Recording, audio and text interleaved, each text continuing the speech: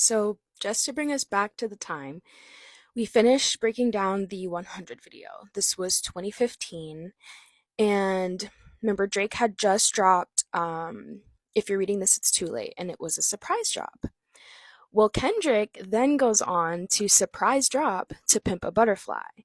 Now, that were years outside of 2015, and we're able to kind of see, like, looking back, To Pimp a Butterfly is such a monumental album. Like, the topics that Kendrick addresses on that album, the way that he makes it digestible for us to kind of take in all of the topics that he talks about, they're really um deep on that album. And just like the way that he's so vulnerable and the pictures that he paints, I wrote multiple essays from that album, essays on performances that Kendrick did on from songs on that album in college. So that album literally got me through college. So it just has a special place in my heart. But to think about him dropping that, like, as a surprise release is insane because, of course, it won so many awards and it overshadowed Drake's dropping of If You're Reading This, It's Too Late. So, as you can see, I'm sure Drake was pissed about that. But specifically on that album, there is a song called King Kunta, and I believe that it's a direct shot at Drake and the industry, of Kendrick saying, like, y'all better chill out, and kind of like a wake up call, like, hey, I'm here and I'm ready to go to war. Drake starts off by saying, I got a bone to pick. I don't want you mouthy mouth MFers sitting in my throne again. Um, so here we can see that Kendrick is pissed. Like I said, once he saw the game and Drake in LA and kind of like roaming around his city and trying to claim it as their city, Kendrick was gonna be pissed. So he's saying, like, I don't want you coming over here and sitting in my throne. He uses alliteration. I think it's called. I really need to get that word, like the words correct on here. Um, but when you say like monkey mouth MFers, like the MMM, he uses there. And also, monkey was like a derogatory term that white people used to like talk about or describe black people back in the day. So he's kind of using that as like a diss towards them as well. He says, "AA, what's happening? K dot back in the hood." There's like a little um, person in the background saying that. And I put, like, I wonder if Kendrick actually left LA and, maybe got a house somewhere else. I heard that he has like a house in New York, I think. Or maybe he was like out of the country. Um, or if it means that like Kendrick literally went back to his hood and was like there. And then he says, I'm mad. And then someone in the background says, he mad. He says, but I ain't stressing. True friends, one question. So the part where it says, I'm mad, he mad, that's a reference towards James Brown, The Payback, a song. And so when I went back and listened to that song and I was like, oh, hey, it is a little. So the one question that he has for his true friends are, bitch, where you when I was walking? Now I run the game, got the whole world talking. King Kunta, everybody want to cut the legs off him. So King Kunta is a play on Kunta Kinte, and Kunta Kinte is a character in the movie Roots, which is a slavery novel that was turned into a movie. And basically, he's like in the movie Kenta being against slavery. And after the fourth attempt to escape, the slave catchers catch him and they give him the option of being castrated or getting his foot cut off, and he chose to get his foot cut off. So when he says everybody want to cut the legs off him, so he's referencing himself as Kunta Kinte, but he says King Kunta. So he's like the king, the black king, basically, and he's trying to get us out of this slavery mindset, is what I took it as. Part where he says, like, where were you when I was walking? I put like walking is equal to going head to head with the rap game in the industry. So he's saying like, where were you when I was like trying to get up to this place, you know? And now I got the whole world talking about my music and what's, you know, what I talk about in my music. And um he says, King Kunta, black man taking no losses. Oh yeah. And then he repeats that. So here it's also kind of like I said, a play on words. Because King Kunta were or Kunta Kinte was a slave, he's oppressed like a slave, but yet he's a king. So he gets like the attributes of being a king, the money, the power, the respect, things like that. And he's saying like he's taking no losses. At the end he says, when you got the yams, what's the yams? So the yams is a reference to my favorite book ever, Ralph Ellison's Invisible Man. And in that book, the main character is like walking down the streets in New York and he smells yams. And that kind of takes him back to like his history and like where he comes from. And like, it's kind of like a nostalgic moment. Reminds him of like the South. And so, um, Kendrick is asking, like, when you have the yams, and then he's going to go on to talk about what the yams are. He says, the yam is the power that be. You can smell it when I'm walking down the street. So again, he's saying that, like, he's referencing Invisible Man, how he's walking down the street and he smells the yams. So basically, he has the power. Oh, yes, we can. Oh, yes, we can. I can dig rapping, but a rapper with the ghostwriter, what the fuck happened? Oh no. So here he's dead ass calling Drake out. Drake was exposed for having ghostwriters, and this came out, I think, right before this album dropped, right before To Pimp a Butterfly. A ghostwriter of Drake's came out saying that he wrote some of like Drake's most known songs. So here Kendrick is saying like, I can dig you wanting to rap, but like, why would a rapper have a ghostwriter? That's the whole thing of being a rapper, is that you write your raps and you're able to put these words together and make it sound catchy against these beats, you know, but you have someone writing that for you. So like, you're not technically a writer, you're just kind of a performer of those words. You're not really a rapper. You just have like, you're able to kind of say words on a beat, basically. I swore I wouldn't tell, but most of y'all sharing bars like you got the bottom bunk in a two-man cell. A two-man.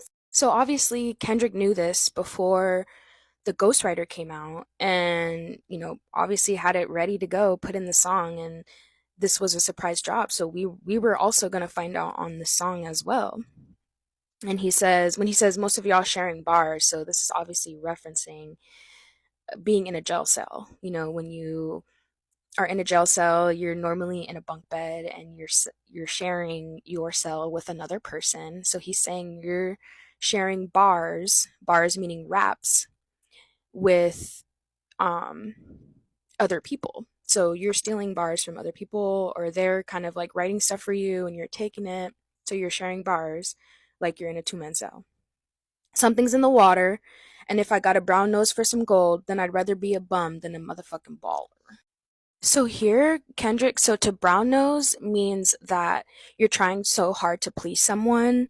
Like most of the time, it's an authority figure, even if it's like an unpleasant thing. So he's saying if I got a brown nose for some gold, gold meaning money or information, then he'd rather be a bum. He'd rather be broke than to be a baller. So broader message he's saying here is that like Kendrick is the butterfly that they're trying to pimp out. That's the name of the album, To Pimp a Butterfly. And basically, these executives are trying to get him to promote a certain image or message to people who listen to him for a reason. But he would rather be broke and a bum than to go against his morals and be out of his character in order to please them and to please, you know, these industry execs. Then he goes on to continue the chorus, the bitch where you and I was walking. Now I run the game, got the whole world talking. And at the end, he says, when you got the yams, what's the yams? So he goes on to describe another version of what the yams are. So before we heard that the yams were the power that be, and um, like basically that brought it out of him. Here, the yams brought it out of Richard Pryor. Richard Pryor was known for setting himself on fire after freebasing cocaine. I don't know what that means. Freebasing, I'm guessing using cocaine. And he's also a comedian that played The Wiz in The Wiz. So this will be the first time that Kendrick kind of references Richard Pryor. He will go on to reference him again. So it's really interesting that he continues to like talk about him. And so here the yams are drugs. Then the next line he says, manipulated Bill Clinton with desires. Bill Clinton was known for having multiple affairs on his wife, specifically Monica. And so here the yams are referring to a woman, or yams is often used in the black community referring to a woman's like legs or booty, like, oh, she got some yams on her. So basically here the yams are is a woman or like lust. 24/7, 365 days times two, so 2 years. I was contemplating getting off the stage just to go back to the hood, see my enemy, and say. So basically, I think he's saying like he wanted to stop touring and rapping to go back to his hood to like go straight up with his enemies and tell them like, what the fuck? Where were you? Then he goes into the chorus, bitch, where are you when I was walking? The third verse, it starts off by Kendrick, and I think they like kind of changed Kendrick's voice here, but it says, you goat mouth mammy fucker. And here, so goat mouth is a term that is used in Jamaican patois, and Jamaican patois is basically their language, like how they speak. And in that language, a goat mouth, if you are goat mouth, it means that you are jinxed. A mammy is was a black person, like a black slave, who would watch over white people's children. And the term motherfucker also came from slavery. It was so basically the slaves were forced, the men were forced to fuck the slave owners' wives or mothers in order to, one, give them pleasure, two, to create possible babies that would have a dominant gene. And we kind of see that explored in Get Out. But that's a whole nother topic. So here he's kind of saying, like, you are a jinxed motherfucker, specifically mammy fucker, someone who watches over the white children, who is obedient to the white person, and white person in this case would be the industry execs. And according to Drake, it would be Lucian Grange, who is over the record label that Drake is under. This could also be a reference to the Dog Pound's track, Smooth. And in that track, there's a line that says, wake your goat mouth ass up. And that's from Genius. I did not know that. Then he goes on to say, I was going to kill a couple rappers, but they did it to themselves. Everybody's suicidal. They didn't even need my help. So that's pretty obvious. Kendrick is saying that he was going to come out and expose rappers and, do this head to head battle, but they're already doing that themselves. They're already, the way that they're moving in the industry and the way that they're acting, they're basically committing suicide on their career. It's also a reference towards Jay-Z's song Thank You, where he says something similar like that. The shit is elementary. I'll probably go to jail if I shoot at your identity and bounce to the left. Stuck a flag in my city, everybody screaming Compton. I should probably run for mayor when I'm done, to be honest. So because basically he's just saying like Kendrick is the one. He's claiming his city back. He's the one that has everybody screaming like Compton and being proud to be from their city. So basically he should run for mayor. Like he has that much support. He's basically trying to tell the Drake and the game like y'all tried to come over here and claim like my city doesn't love me, but they do. And I put that on my mama and my baby boo too. 20 million walking out the court building yelling woo woo. This is an interpolation of Snoop Dogg's bar on Murder Was the Case. He says, I put that on my mama. I'm a ride for you, baby boo. So Kendrick kind of like interpolates that line here. He says, oh yeah, fuck the judge. I made it past 25 and there I was. So this is kind of like bringing to attention that statistically black people, black men in our community are either in jail by 25 or dead by 25, just, based on the trials and tribulations that they go through in life. And honestly, the music that they listen to, as Kendrick will go on to try to like talk about. Then he says, a little nappy headed in with the world behind him. Life ain't shit but a fat vagina. And this is just like, I don't know. Kendrick is, so good at painting pictures that I can just imagine him just like this little black boy with his hair all nappy, just like looking out in the world and like ready to take on this enormous thing. Screaming, Annie, are you okay? Annie, are you okay? So this is obviously a reference towards Michael Jackson and the Smooth Criminal song. Limo tinted with the gold plates, straight from the bottom, this the belly of the beast. From a peasant to a prince to a motherfucking king. Oh yeah. So I think it's interesting that he says straight from the bottom because Drake has a song started from the bottom. And I think that was on Nothing Was the Same. And so he's kind of saying like you didn't start from the bottom. I really started from the bottom. I came from this, from a peasant to a prince. Now I'm a king. I'm the king of hip hop. And then he goes into the chorus. It says, "Bitch, where are you when I was walking?" And then there's a gunshot. And then Kendrick, in his like little voice or whatever, again says, "By the time you hear the next pop, the funk shall be within you." And then there's another gunshot. And then he continues on with the chorus. So here, I think the funk that he references is talking about like the information that he is going to go on to tell us and reveal, the lessons that we learn from his music, and also like the false narratives that the industry tries to like put out there. Like we know that artists are often given this directive to talk about certain things in their music so that they can keep us controlled in a way, and this concept is kind of explored in that movie They Clone Tyrone. And so you can see that, for example, Sexy Red, like to have a song like My Booty Hole Brown, my pussy pink, my booty hole brown. Like when I first heard that song, I was like, what is this? This is stupid, because it just seems like she's going again, like she's following what the industry executives want her to do. They want her to put out this music that makes us seem dumb, or that's all we think about, that's all we talk about, and it's not.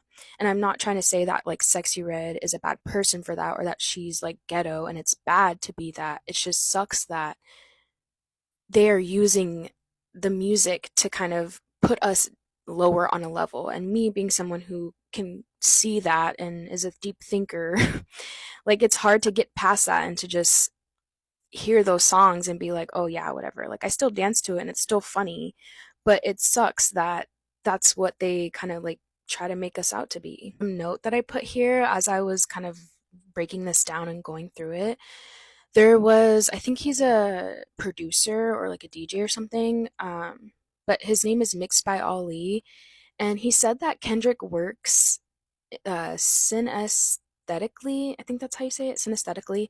But basically, he talks in colors, so he'll tell like his producers or people like make it sound more purple or make it sound more blue, and like he can see colors when he's listening to music. And I think this is like one of the reasons why I think Kendrick may be a little neurodivergent. I don't know if he's ADHD or on the spectrum or both. I think it's both. And I'm not the only one, I don't want to give a diagnosis to someone. That's not okay. But there's a lot of other creators on here that are also on the spectrum that love Kendrick, that think the same thing. So it's kind of like, we kind of get him, he kind of gets us, and this is our way of communicating. As I was saying, a lot of people who are neurodivergent, specifically those of us who are on the spectrum, have a hard time communicating our thoughts and our feelings. And for us, writing, at least for me, writing is what helps me. It's Like if you read my writing, you'll know what I'm truly feeling and what I'm truly thinking. For me, it's just easier to write it down. I write a lot. I write a lot of books. I write a lot of poetry. I don't really share it because it's just when I'm being my most vulnerable. Maybe one day I'll share some of my poetry on here. I don't know. It's just really scary to do that. Like I said, it's my most vulnerable moments and when I'm being my most vulnerable. So it's just hard. But like we see that in Kendrick, and he even says in his diss, like, I have language barriers. And so I think that he's like trying to tell us, he might be a little bit different. And I don't know. It's just kind of cool. So to finish this song, he says in the outro, it's Kendrick and his wife Whitney, and Kendrick is saying, or sorry, Whitney is saying, "We want the funk," and Kendrick says, "Now if I give you the funk, you gonna take it?" Whitney says, "We want the funk." Kendrick says again, "If I give you the funk, you gonna take it?" And then at the end, he says, "Do you want the funk?" And Whitney's still saying, "We want the funk, we want the funk." And so again, I think the funk here is information that Kendrick is going to tell us. Again, the lessons that he describes and tells us in his music that we can get from his music, and the false narratives that the industry tries to like put on. When I was listening to this part, I have this image in my head of like a bunch of people in a group just like moving their hands and like dancing and saying like, "Yeah, we want the funk, we want the funk." Basically being mesmerized by the music. And again, that whole idea of us being programmed by the music that we listen to is how I envisioned it. He also aligns himself with the jazz funk like style that he uses throughout this whole album, and a lot of in his songs in general, he uses a lot of like jazz and the jazz funk vibes and style in his music. So I think it's really interesting that he kind of, starts it off with this. And then at the end, he says, "I remember you was conflicted, misusing your influence." And that statement is a statement that's used throughout the whole album on To Pimp a Butterfly, which, like I said, we'll get into once I break that whole album down. But yeah, that wraps up King Kunta. I thought I was going to be able to get another video in before I had to go work out. But after my workout, I should be back with some more breakdowns. But yeah, I'm curious to know what you guys are thinking so far.